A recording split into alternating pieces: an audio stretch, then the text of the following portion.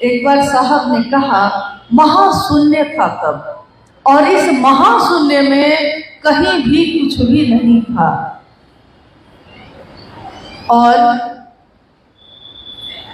उसी अघोर अवस्था में शिव के मन में एक इच्छा पैदा हुई, एक से अनेक होने की। एको हम बहुत श्याम, मैं एक से अनेक हो जाऊं। और दुनिया बनती चली गई, सृष्टि सृष्ट हुई, एक ऐसी ध्वनि हुई जिसको आज हम ओम कहते हैं। शिव की इच्छा हुई है, सृष्टि बनी है, और इस इच्छा और सृष्टि के बनने के बीच में जो ध्वनि हुई, जो आवाज हुई, जब भी हम भी कोई काम करते हैं तो हम कुछ भी अगर उठाकर इधर से उधर भी रखते हैं तो उसमें एक आवाज होती है, और इसमें एक समय लगता ही लगता है। शिव ने इच्छा की और सृष्टि बनी, ध्वनि उत्पन्न हुई, अ उ म। इसी ध्वनि को हम कहते हैं ओम। लेकिन जैसे ही सृष्टि पैदा हुई, जैसे ही सृष्टि सृष्ट हुई, वही ओम आकाश तत्व बना और पहला शब्द बना। ये शब्द क्या थे? ये शब्द नमः शिवाय, 5 अक्षरों का नमः शिवाय एक शब्द है। शब्द है ये, लेकिन इस शब्द में कहा हमारे ऋषियों ने, हमारे शास्त्रों ने, कि शिव का प्राण मंत्र है ये। यानी शिव से पैदा हुई सृष्टि जैसे ही सृष्टि हुई, उसके प्राण मंत्र जिसने पैदा किया था उन्हीं का मंत्र सबसे पहले आया। इस धरती ने, इस ब्रह्मांड ने शिव को झुककर प्रणाम किया। नमः शिवाय शिव के समग्र स्वरूप को प्रणाम करता है, समस्त स्वरूप को। कौन कौन है ये स्वरूप? क्योंकि हम लोगों ने उनके एक रूप जगत गुरु को अपना गुरु बनाया है, लेकिन ये जो शिव है, जो जगत के गुरु हैं, इनके अनेक रूप हैं। ये कालों के भी काल, काल को भी जिससे डर लगता है, काल भी जिसके आगे झुक के भजता है, ये है महाकाल, महामृत्युंजय। जीवन और मृत्यु के चक्र से जो हमको मुक्त कर सकते हैं वो है महामृत्युंजय। उमा के पति यानी गृहस्थ आश्रम के भी जो साकार आदर्श हैं, वो है उमा के पति शिव। निहंगी और शमशानी है। शमशान में उन चित्र में दिखता है कि शमशान में है, चिता का भस्म लगाए, और देवी देवता से लेकर संसार का कोई भी जो भी उनकी साधना आराधना करता है, उनसे वरदान मांगता है। तीनों लोगों का वैभव देने वाले, और खुद निहंगी और शमशानी। शिव के हर रूप में देखिए कितनी विपरीत स्थिति है, लेकिन सारे स्वरूप उन्हीं के हैं, सारे रूप उन्हीं के हैं, और उनका एक रूप है जगत गुरु शिव का। अब है शिव ही वो, लेकिन उनके अनेक रूप हैं। हमारे आपके भी अनेक रूप होते हैं। मान लीजिए किसी महिला का नाम है मीना। अब उस महिला का नाम है मीना, लेकिन वही एक महिला एक ही समय में किसी की बेटी है, किसी की बहन है, किसी की पत्नी, किसी की माँ, किसी की बहन, किसी की दोस्त, किसी की पड़ोसी, किसी की चाची, किसी की मामी। देखिए अनेक रूप है हर व्यक्ति के। शिव का जो भी अंश है उसका भी इस धरती पे उसके भी अनेक रूप हैं, और वो जिस रूप से जिससे जुड़ा है उस रूप को उसी का लाभ मिलता है। जिस युग में हम आप रह रहे हैं, यानी ये युग, हमने सुना त्रेता युग आया, सतयुग आया, कितने युग आए। अभी जो चल रहा है उसको हम कहते हैं कलयुग है, कली का युग। शास्त्रों में लिखा गया कि कली का ये युग कैसा युग होगा? तो ये एक ऐसा युग होगा जिसमें पाप और अनाचार चरम पे होंगे, बहुत ज्यादा। चरम पे, यानी कि बहुत ज्यादा, सबसे ज्यादा क्या होगा? तो पाप, झूठ, अनाचार, अत्याचार सब कुछ होगा।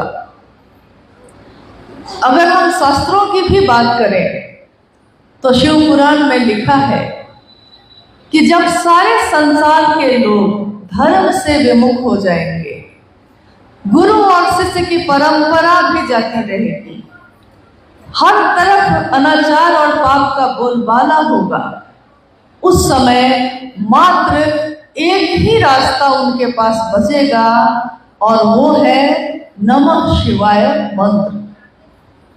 कितने हजार वर्ष पहले इसकी रचना हुई और जिन्होंने लिखा उसी समय अनुभूत किया था कि ऐसा होगा, लेकिन हमको आपको कोई बताने वाला नहीं था, क्योंकि हम लोगों ने तो इतना ज्यादा अपने आप को बांट दिया है, अलग अलग जाति में, अलग अलग धर्म में, संप्रदाय में, लिंग में, वर्ण में, पुरुष है, स्त्री है, अमीर है, गरीब है, बड़ी जाति के हैं, छोटी जाति के हैं, ये सारी चीजों में हम लोगों ने अपने आप को इतना बांटा।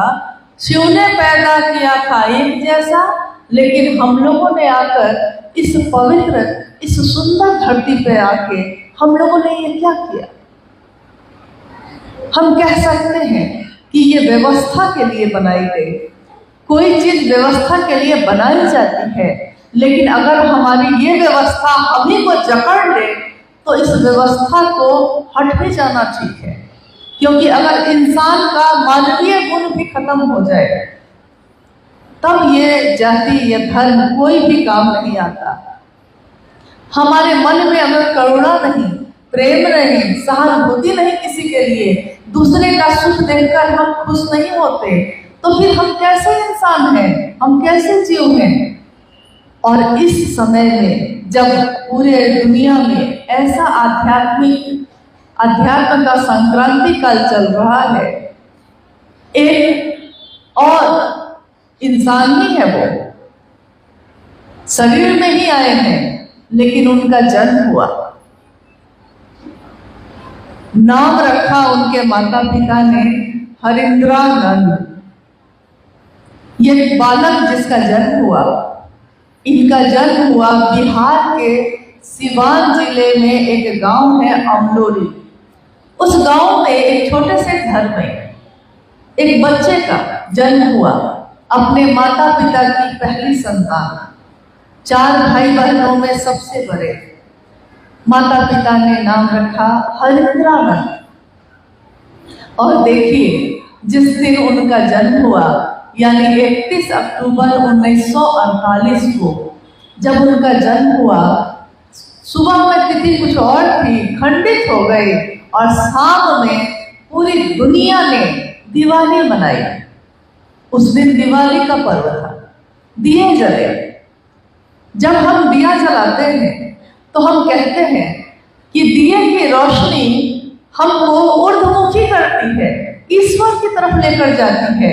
इसीलिए भारत की संस्कृति में आपने देखा होगा कि हर जगह शुभ काम में हम दीप जलाते हैं, चाहे वो दीप मिट्टी का हो, आटे का हो, पीतल का हो, सोने का हो, चांदी का हो, किसी भी चीज का हो, लेकिन हम दीप जलाते हैं, क्योंकि हमारी मान्यता है कि दिया हमको ऊर्ध्वमुखी करता है, मेरे मन में फैले अंधकार को दूर करता है। उस विशेष दिन इस बालक का जन्म हुआ और धीरे धीरे ये बालक बड़ा हुआ। अब जब ये बड़े हुए, अपने पिता, उनके पिता उस समय बिहार झारखंड 2000 में अलग हुआ है, लेकिन उस समय ये सारा बिहार ही था। तो उनके पिता उस समय शिक्षा विभाग के डायरेक्टर, एजुकेशन डायरेक्टर थे, और उनके पिता का नाम डॉक्टर विश्वनाथ सिंह, माँ का नाम राधा देवी है। अपने चारों बच्चों में अपने पहले बच्चे हरिंद्रानंद जी को जब वो देखते तो उनको लगता कि ये मेरा बच्चा एक अनोखा बच्चा है, ये क्या करता है। कभी साहब हरिंद्रानंद जी महादेव की तस्वीर पे पानी का पाइप लगाकर साइफन से पानी उसमें पाइप में छोड़ देते थे और वो महादेव की जो तस्वीर थी कागज की रहती थी, अब तो प्लास्टिक की भी आने लगी है या जो बैनर बनता है उस तरह की चीजें आने लगी हैं, तो पानी से नहीं गलती। लेकिन कुछ वर्ष पूर्व तक में भी कागज की तस्वीर रहती थी, पानी पड़ जाए तो गल जाती थी। और बच्चा बालक हरिदानंद जी सोचते कि ये तस्वीर गल क्यों गई, गल गई। तो उनके माता पिता कहते हैं कि ये क्या कर रहा है। यहाँ तक कि खेल भी अगर कोई खेलते तो उसमें भी बड़ी बड़ी बातें करते, अद्भुत और चमत्कार की बातें। तो दूसरे बालक समझते कि ये क्या बोल रहा है। और 12 वर्ष का होते होते उनके घर में एक व्यक्ति जो आए थे, उनके पिता के पास बैठे थे। साहब हरिदानंद जी जो बालक थे, 12 वर्ष की आयु थी, और उन्होंने देखा कि उस व्यक्ति ने खरी का लकड़ी का छोटा सा टुकड़ा तोड़ा है और नीचे पटका खरी का सांप में बदल गया। जैसे ही खरीके को धरती पे पटका उस व्यक्ति ने, वही खरीका सांप में बदल गया। ये बालक थे, ये चीख पड़े। तो उस व्यक्ति ने कहा कि नहीं नहीं बउआ, कोई बात नहीं है, और फिर इनको तसल्ली दी। तब तक इन्होंने देखा कि अब सांप नहीं है, खरीका है। एक छोटे बच्चे के मन पे इस बात का बहुत असर पड़ा और पहले से ही आध्यात्म की तरफ उनका झुकाव था। आने वाले वर्ष उस उम्र से लेकर आगे आने वाले 14 वर्ष तक यही हरिंद्रानंद जी अनेक लोगों को अपना गुरु बनाते रहे। कभी किसी साधु को गुरु बनाते, कभी किसी अघोरी को, कभी किसी शमशान वाले को, किसी काबालिक को, किसी संत को। उनको जिससे मिलके लगता कि इससे मैं कुछ सीख सकता हूँ, वो उसको अपना गुरु बनाते। लेकिन कुछ समय के बाद उनको लगता कि नहीं, इससे भी कुछ नहीं मिल रहा है। नतीजा ये हुआ कि एक तरफ उनकी पढ़ाई, शिक्षा, दीक्षा चलती रही और दूसरी तरफ शमशान की साधना, मंत्रों का जप, ये भी चलता रहा। अब आया वर्ष 1974, नवंबर का महीना था। पटना में एक कॉलेज है, लॉ कॉलेज, कानून की पढ़ाई होती है उसमें।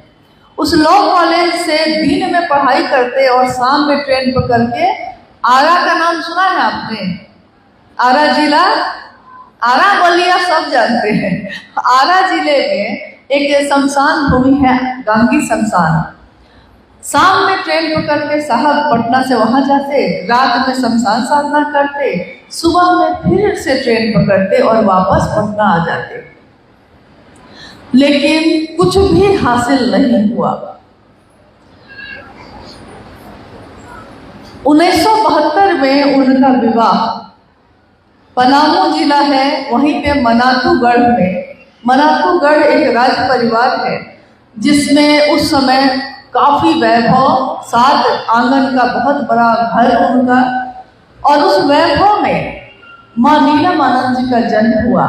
राजमणि नीलमानंद जो 1972 में साहब हरिदानंद जी की पत्नी बनी, जिनको हम कहते हैं दीदी नीलमानंद। उनका जब जन्म हुआ 27 जुलाई को 1952 में, तो उनके पिता बताते कि जब नीलम का जन्म हुआ तो उस बिस्तर के नीचे विषैले सांप का बच्चे लोगों का झुंड नहीं होता है, एक जगह सांप के बहुत सारे बच्चे, उस बिस्तर के नीचे विषैले सांपों के बच्चों का झुंड था। यहाँ तक कि लोग घबरा गए, और दिन था नाग पंचमी का, तो लोग थोड़ा घबरा गए। सबने कहा कि मार देना चाहिए, सांप है, सांप के बच्चे हैं। लेकिन उनके पिता महुआर जगदीश्वरजीत सिंह और उनकी माँ भूमिका देवी, उन दोनों ने कहा कि नहीं, नाग पंचमी का दिन है, इसको सुरक्षित बाहर कर दिया जाए, लेकिन मारा नहीं जाएगा। तो जन्म से ही उधर भी चमत्कार शुरू थे और इधर पे चमत्कार शुरू था। 1972 में संयोग ऐसा बैठा कि दोनों के पिता की भेंट हुई और बात बात में ही शादी तय हो गई। 22 मई 1972 को हरिंद्रानंद जी और नीलमानंद जी का विवाह हुआ और उसके 2 साल बाद 74 में आरा में उसी शमशान में साहब हरिंद्रानंद जी ने निराश मन से, हताश होकर, थक कर ये सोचा कि पिछले 14 वर्ष से मैं लगातार शिव गुरु की खोज कर रहा हूँ, लेकिन कोई गुरु ऐसा नहीं मिला। और उनके मन में ये कौन था जो उनके पिता हमेशा घर में कहते थे कि गुरु ब्रह्मा, हमारे घरों में भी हम लोग सुनते हैं, पढ़ते हैं कि गुरु ब्रह्मा गुरु विष्णु गुरु देवो महेश्वर, गुरु साक्षात परब्रह्म तस्मै श्री गुरुवे नमः। तो उन्होंने कहा कि इसमें गुरु में ब्रह्मांडी शक्ति होती है, गुरु में वैष्णवी शक्ति होती है, गुरु में संहार की शक्ति होती है, महेश की शक्ति होती है, यहाँ तक कि गुरु साक्षात परमेश्वर है, ईश्वर है, परब्रह्म है। तो जब गुरु ये सब हो सकता है तो वही ईश्वर ही गुरु क्यों नहीं है? मात्र ये सोच। और उन्होंने उसी समय कोई किताब नहीं पढ़ी थी, कोई शास्त्र नहीं पढ़ा था, किसी जगह जाके अध्ययन करके ये नहीं समझा था, उनको पता ही नहीं था, बस अपने घर में सुना था शिव ईश्वर को कहते हैं। उन्होंने शिव को अपना गुरु मान लिया। और उसके बाद की जो घटनाएं हैं, हरि कथा अनंता, एक भजन हमारे गुरु भाई लोग गाते हैं, साहब हरिंदर की कथा मैं उनकी बात सुनाता हूँ। मैं किसकी बात कहता हूँ, क्यों कहता हूँ? इसलिए कहता हूँ कि होता क्या है कि जब भीड़ बढ़ जाती है ना, शिव शिष्यों की संख्या बढ़ने लगती है, तो हर व्यक्ति कोई न कोई आके आपको समझाने लगता है, हमको समझाने लगता है कि हम जो कहेंगे वही मानना, हम जो कहते हैं वही सुनना, क्योंकि मैंने तुमको जोड़ा है। आपके साथ भी ऐसा हुआ होगा, हम लोग के साथ भी ऐसा होता रहा है। तो इसलिए ये जानना बहुत जरूरी है कि किनके कहने पे हम सब ने शिव को अपना गुरु बनाया है। साहब हरिंद्रानंद जी ने शिव को गुरु मानकर अगले 8 वर्षों तक, तब तक वो डिप्टी कलेक्टर भी हो गए, उनकी पोस्टिंग पाटन में हुई, फिर उसके बाद वो मधेपुरा गए। मधेपुरा में लगभग तब तक 8 वर्ष बीत गए, यानी 1982 और वहाँ उन्होंने पहली बार कमरे से बाहर शिव की बात करनी शुरू की, यानी कि दूसरे लोगों से भी महादेव की बात की। हम लोग हमेशा पूछते हैं कि ये शिव चर्चा नाम क्यों पड़ा, क्योंकि शिव की कथा का प्रचलन बहुत दिनों से है, लेकिन शिव की चर्चा का प्रचलन हजारों वर्षों से नहीं है। शिव की कथा हम सुनाते आए हैं, शिव की चर्चा यानी शिव की बात हम लोगों ने कब करनी शुरू हुई? जब 1982 में मधेपुरा जिला में, जब ये मजिस्ट्रेट के रूप में वहाँ उनकी पोस्टिंग थी, उन्होंने लोगों से कहा, जगत के लोगों से कहा कि मेरे गुरु शिव हैं, तुम्हारे भी हो सकते हैं। और 1975 में श्वासों के माध्यम से नमः शिवाय उनके पास ये मंत्र पहुंच चुका था। नमः सांसों के साथ आया था, शिवाय उतर गया था। अभी प्रारंभ में मैंने आपको यही बताया कि जब ये सृष्टि बनी तो इस सृष्टि ने सबसे पहले झुक के नमः शिवाय शब्द से प्रणाम किया शिव को, और शिव का यही प्राण मंत्र हम सभी शिव शिष्यों के लिए नमन की एक प्रक्रिया भी बन गया। साहब हरिंद्रानंद जी के जीवन में सबसे पहले शिव को गुरु बनाने के बाद सबसे पहले नमः शिवाय आया। फिर उसके बाद आकाशवाणी एक हुई थी बेगूसराय में, जिसमें आवाज आई थी, उनसे कहा गया था कि जो तुम करते हो वो दूसरे को करने को कहो, यानी हमारा दूसरा शिव की चर्चा। मैंने शिव को गुरु माना है और मैं दूसरों को प्रेरित करता हूँ। साहब हरिंद्रानंद जी ने कहा, मैं यही करता हूँ, मैंने शिव को अपना गुरु माना और मैं दूसरों को कहता हूँ कि तुम भी मानो। अब ये तीनों सूत्रों में तीसरा सूत्र पहले आया, दूसरा सूत्र उसके बाद आया, लेकिन पहला सूत्र जिसमें हम दया मांगने की बात करते हैं, ये आया नहीं, ये उनके जीवन में घटित होने वाले पल प्रतिपल ने उनको समझा दिया कि शिव की दया के बिना कुछ भी नहीं हो सकता। हम लाख कोशिश करें, क्योंकि पहले जो इतने साधना और मंत्रों का जप जिन्होंने किया, शिव को गुरु मान के सब कुछ छोड़ दिया। उसके बाद उन्होंने कोई साधना, कोई उपासना नहीं की, लेकिन ऐसा हुआ उनके जीवन में जिसने उनको समझा दिया कि महादेव की दया से सब कुछ हो सकता है। अब है कि समय बहुत हो चुका है और आप लोग भी दूर दूर से आए हैं। बारिश का मौसम है, बारिश सुबह में भी हुई है बहुत, आपको लौटना भी है, भूख भी लगी होगी, लेकिन महादेव के नाम पे तो हम लोग पूरा दिन ही उपवास करते हैं। क्या आप नहीं करते? हम लोग नहीं करते, हम लोगों ने किया है, हम लोग को आता है ये। तो पूरा दिन का उपवास मत करिए, लेकिन थोड़ी देर के लिए हम लोग और यहाँ रुकते हैं, क्योंकि लौटना तो आपको भी है, लौटना तो मुझको भी है। न जाने ये बात फिर कब होगी ना होगी, न जाने ये वक्त, ये समा फिर होगा ना होगा, कोई नहीं जानता। जीवन में अगले पल में क्या होगा हम नहीं जानते, लेकिन मेरा मन ये समझ जाए ये बहुत जरूरी है। ये शिव की चर्चा क्या है, क्योंकि हम अपने प्रतिदिन के जीवन में इस काम को कर रहे हैं, लेकिन बिना समझे कर रहे हैं कि क्यों कर रहे हैं। सोचिए, एक ऐसा शिव का शिष्य इस धरती पे उतरा जिसने अपना पूरा जीवन इस काम में लगा दिया है। माँ नीलम आनंद राज परिवार की बेटी और डिप्टी कलेक्टर की पत्नी, लेकिन शिव की चर्चा करने के लिए वो दोनों अपने अस्तित्व को भूल गए। महादेव की बात ऐसी ही होती है।